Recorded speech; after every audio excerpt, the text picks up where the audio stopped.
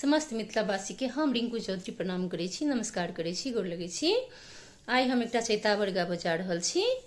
पारंपरिक चैतावर छै। आशा करै छी अहाँ सबके नीक लागत। तऽ आओ सुनल जाओ ई सुंदर सन चैतावर गीत। जनक लली के फूल बरिया हो रामा, चलू सब सखिया। जनक लली के फूल बरिया हो रामा, चलू सब सखिया। कौन फूल फूले रामा, साँझ भीन सरबा। कौन फूल फूले रामा, साँझ भीन सरबा। कौन फूल फूले आधी रतिया हो रामा, चलू सब सखिया। कौन फूल फूले आधी रतिया हो रामा, चलू सब सखिया। बेली फूल फूले रामा, भोर भीन सरबा। बेली फूल फूले रामा, साँझ भीन सरबा।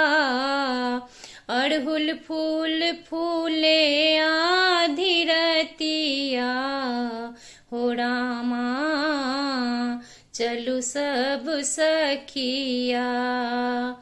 अड़हुल फूल फूले आधी रतिया हो रामा, चलू सब सखिया।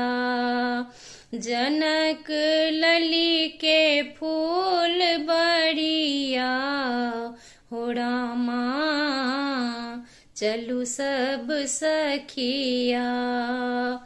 कौन फूल चढ़े रामा, शीस है महादेव। कौन फूल चढ़े रामा, शीस है महादेव।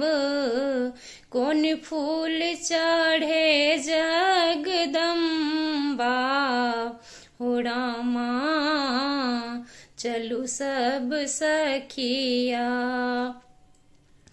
कौन फूल चढ़े जगदम्बा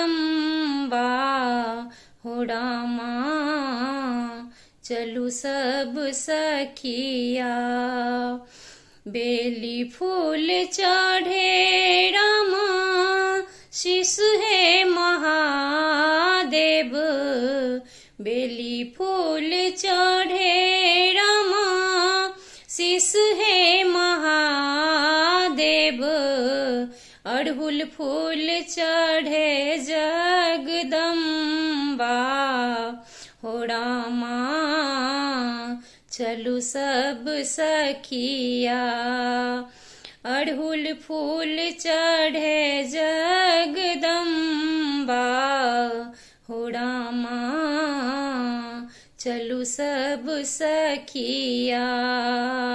जनक लली के फूल बरिया हो रामा, चलू सब सखिया। चलू सब सखिया, चलू सब बहिना। चलू सब सखिया, चलू सब बहिना।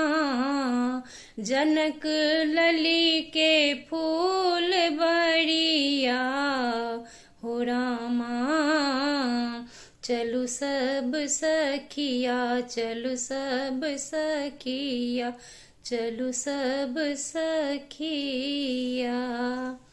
धन्यवाद।